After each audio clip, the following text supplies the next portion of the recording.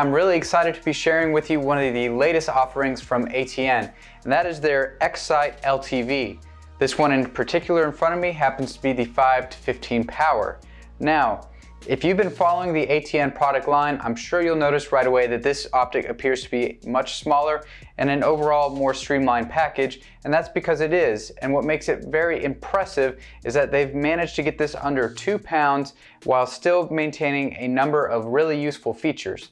Now, if you have not been following the ATN product line, then I'm sure you can appreciate the fact that this is both a daytime and nighttime capable. Yes, this is a night vision scope at under 2 pounds that does quite a few things, and if you stick around, we're going to get into just what this scope is capable of and all the features it does have in this small package.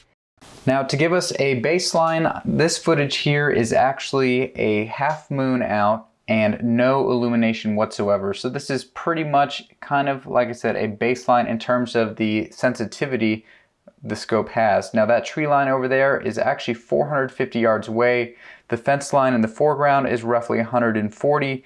And as I pan to the right and make my way back to our gate, that gate is exactly 120 yards away from where I was positioned, and I did verify that with a laser rangefinder. You asked to see the new Bushnell Engage optics. They both seem to be very rugged, very durable, and very highly polished, very well made.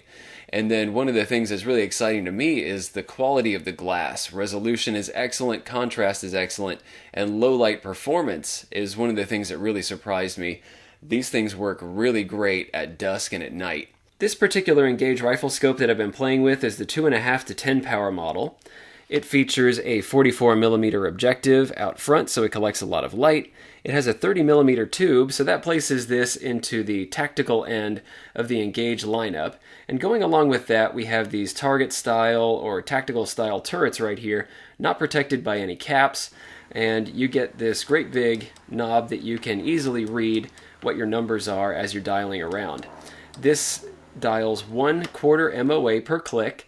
All the way around it's 15 MOA, and that's on both the elevation and the windage. And kind of matching up with that, you have the MOA deploy reticle back here in the second focal plane. And what this does is each of these hash marks at 10 power is going to measure 1 MOA.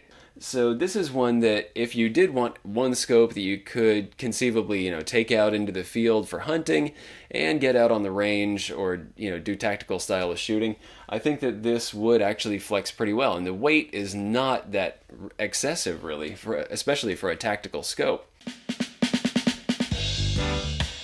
Today we're going to be taking a look at the Vortex Viper PST Gen 2 5 to 25 by 50 rifle scope. This is a second focal plane scope with an MOA reticle. They also sell it in first focal plane with both MOA and mil dot reticles, but you want to kind of figure exactly what's going to fit your needs the best. Because for me, long range shooting, I decided to go with a second focal plane reticle due to the fact that it does not enlarge as I go through my magnification range. So the reticle looks exactly the same on 5 power as it does on 25 power. So if you're shooting longer ranges, that means that the amount of coverage that you're going to have on your target is going to be exactly the same all the way through your magnification range, where in first focal plane, as you adjust your magnification higher and higher, the reticle actually gets bigger and bigger inside your viewing window, and that can cover up more of the target at longer ranges. So you kind of have to balance whether or not you want a first or second focal plane depending on exactly what you're going to be using it for.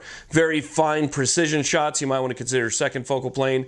And then if you want to be able to see the reticle a little bit larger as you're stretching it out, then you might want to go with first focal plane.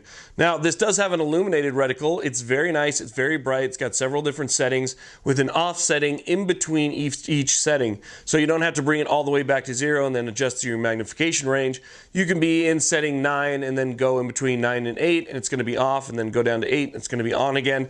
And so that's nice. But keep in mind that batteries in optics like this do not last very long. As a matter of fact, I actually left this on by accident for like 2 days, and by the time I grabbed the rifle, it was already dead. Granted, it was probably on the highest setting at that point, but keep some extra batteries around in case you want to, switch that out and use that. This also has a really nice parallax adjustment. Goes all the way from 25 yards all the way out to infinity. So it's set up really nice. If you're looking to grab a low-power variable optic but don't want to fork up the big bucks, stay tuned, because today we're taking a look at the Strike Eagle 1-6X from Vortex. Enter the Vortex Strike Eagle, a fairly robust 1-6X scope that's a fantastic entry-level choice for plinking and still totally serviceable if you decide to get into competition shooting. For the uninitiated, the Strike Eagle utilizes a rotating turret that sets your desired level of magnification.